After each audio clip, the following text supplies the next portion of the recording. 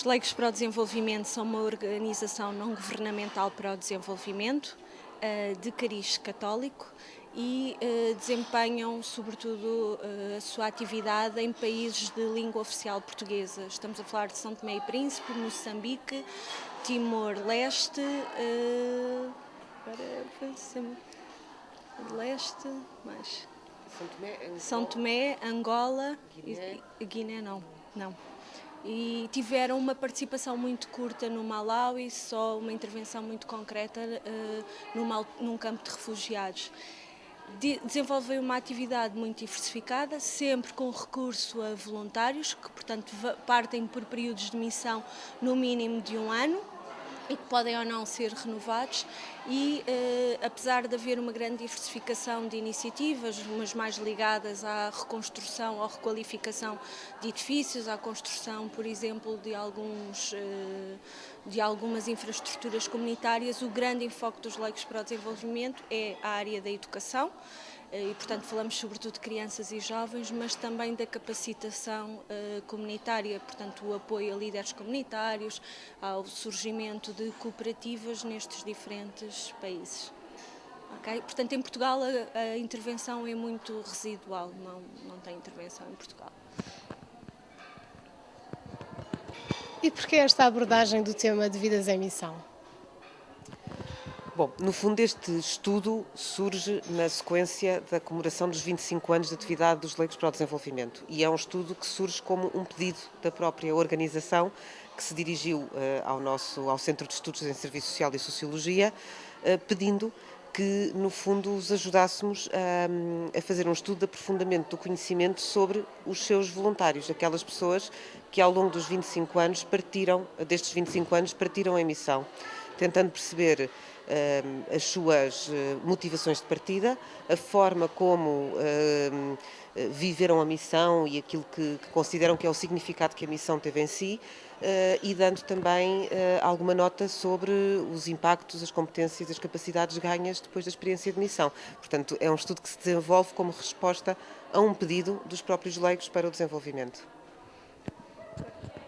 Depois deste estudo, o que é que puderam ver sobre o impacto na vida do missionário depois da missão? Bom, como quase tudo na realidade social, quando nós começamos a estudar e a aprofundar o conhecimento, não encontramos respostas absolutamente deterministas de sim ou não, ou de preto ou branco. As coisas são bastante mais complexas.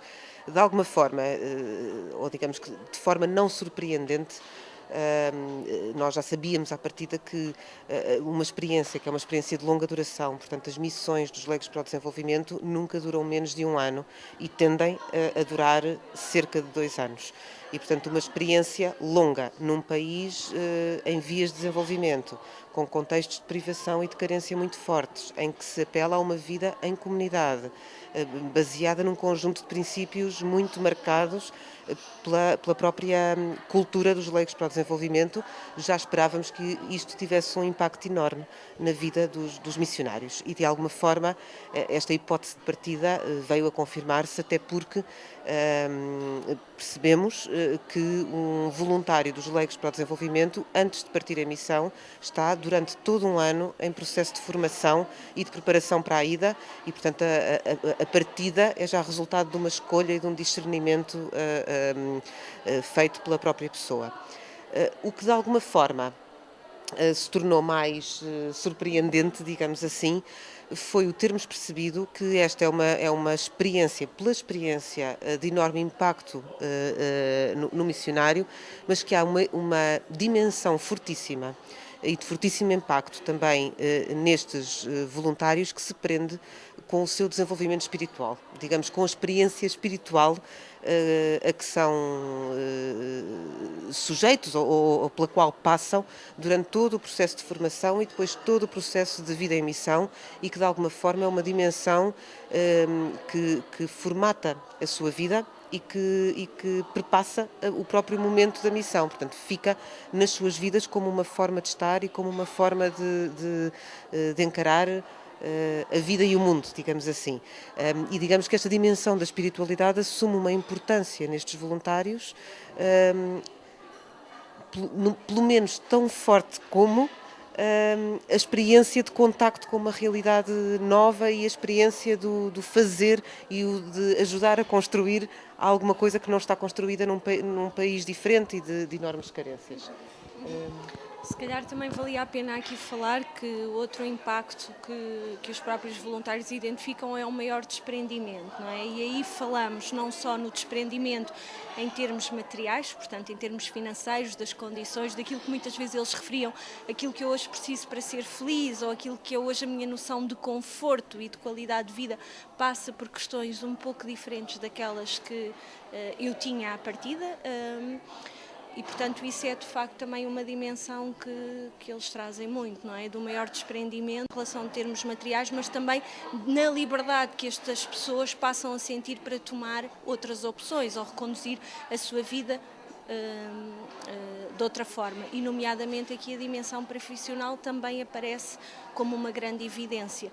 A maioria não muda e não reconduz o seu percurso profissional, portanto a maioria parte, e estamos a falar de gente que parte licenciada ou com uma formação técnica e profissional, em que muitos deles já desenvolviam a sua atividade profissional e, portanto, estavam perfeitamente integrados cá. Isso é um dado curioso, não é? Nós temos sempre a noção de quem parte para estes projetos e quem parte, no mínimo, durante um ano, é alguém que está desocupado, que anda um bocadinho à procura de rumo em termos pessoais e em termos profissionais.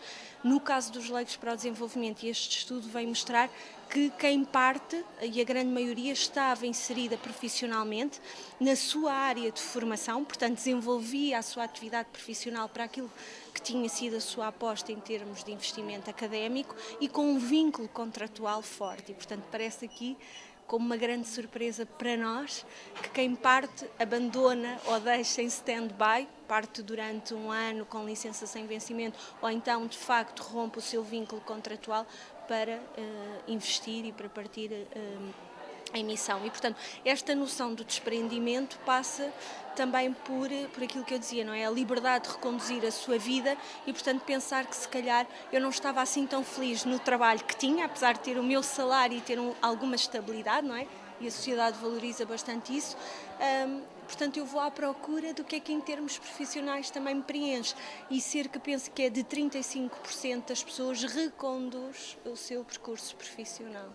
Portanto, acho que essa também é outra das evidências. O aprofundamento espiritual, o maior desprendimento e também a forma como hoje entendem o mundo, não é? O mundo, os problemas sociais, a concepção do mundo que se alarga e que ao mesmo tempo também se aprofunda porque tomam contacto com realidades que até então não conheciam.